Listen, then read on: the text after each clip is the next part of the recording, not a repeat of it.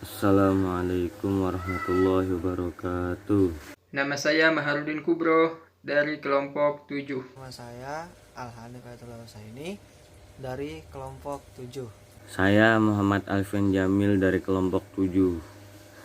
Kami bertiga ingin menjelaskan atau memaparkan secara singkat sebuah judul, yaitu teori mengenai hubungan dalam komunikasi.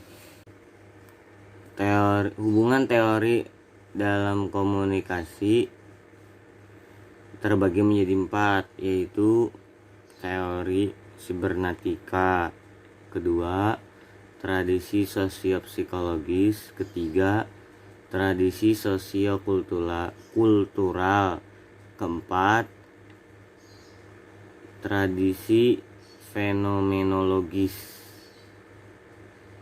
Ya, langsung saja ke materi tradisi sibernetika yang akan dibawakan oleh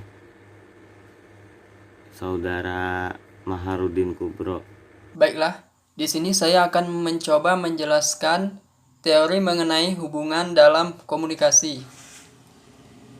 Yang akan saya bahas di sini adalah tentang tradisi sibernetika. Sibernetika yakni adalah tradisi komunikasi yang berhubungan dengan proses pengambilan keputusan, dan juga menjadi tradisi komunikasi yang digunakan untuk menghubungkan mata rantai dalam komunikasi yang terpisah-pisah. Sibernetika lebih condong pada interaksi yang terjadi dalam komunikasi intrapersonal. Tradisi komunikasi sibernetika lebih sering digunakan pada interaksi dalam diri individu, percakapan, hubungan interpersonal, kelompok, organisasi, media, budaya, dan masyarakat, yang mana saling mempengaruhi. Baiklah, materi selanjutnya akan dibawakan oleh saudara Alfian Jamil. Saya di sini ingin menerangkan tradisi sosiopsikologis.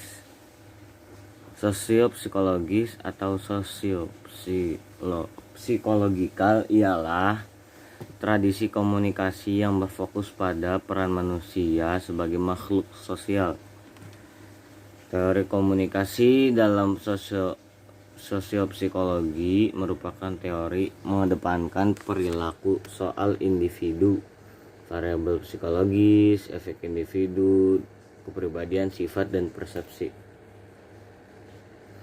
Hubungan sosiopsikologis dengan komunikasi adalah studi yang memandang individu sebagai makhluk sosial.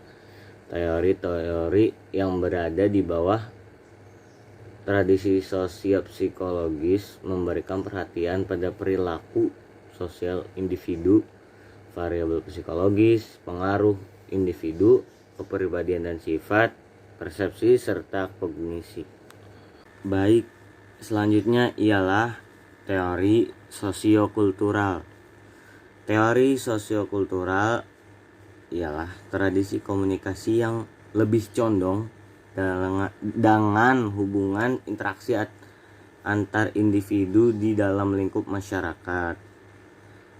Paham interaksi simbolis, konstruksionisme, sosiolinguistik, filosofi bahasa, etnografi, dan etnometodologi adalah beberapa unsur yang mempengaruhi sosiokultural.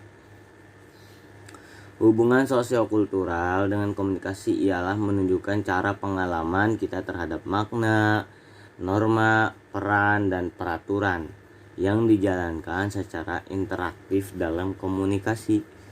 Sosiokultural juga mempunyai pendekatan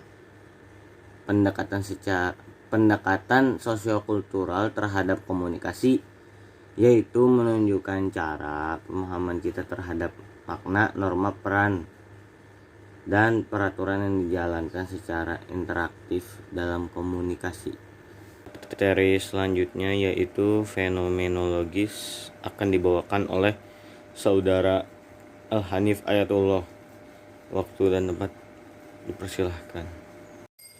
Bismillahirrahmanirrahim. Ingin menjelaskan tentang tradisi fenomenologis. Sebelumnya kita harus ketahui apa yang dimaksud dengan tradisi fenomenologi. Tradisi fenomenologi adalah tradisi komunikasi yang terjadi akibat adanya pengalaman. Beberapa orang lebih menyukai mendengar atau menceritakan pengalaman dibandingkan dengan menyatakan opini yang bukan merupakan pengalaman pribadi mereka. Tradisi fenomenologi juga mematahkan pemikiran bahwa komunikasi harus dilakukan dengan kalimat yang formal. Karena ketika seseorang menceritakan pengalamannya, maka yang digunakan adalah bahasa yang lebih luas dan sesuai dengan imajinasi si pemberi informasi. Hubungan fenomenologi dengan komunikasi. Salah satu tradisi teori komunikasi yang melihat proses komunikasi dari sudut filsafat. Tradisi fenomenologi memandang komunikasi yang efektif sebagai dialog yang disertai dengan nilai-nilai keterbukaan dan otentitas baik dalam ucapan maupun tindakan. Fenomenologi juga mempelajari pengalaman sadar sebagaimana yang dialami dari subjektif atau sudut pandang orang pertama bersamaan dengan berbagai kondisi pengalaman yang relevan. Dari semua ulasan di atas, dapat disimpulkan bahwa fenomenologi adalah studi tentang ilmu pengetahuan yang didapatkan melalui suatu objek atau peristiwa dengan mengalaminya secara sadar. Dan itu semua bisa disebut dengan pengalaman. Mungkin cukup sekian dari kelompok 7. Mohon maaf apabila ada kesalahan dan kekeliruan dari kami. Wabillahi taufiq wal hidayah. Wassalamualaikum warahmatullahi wabarakatuh.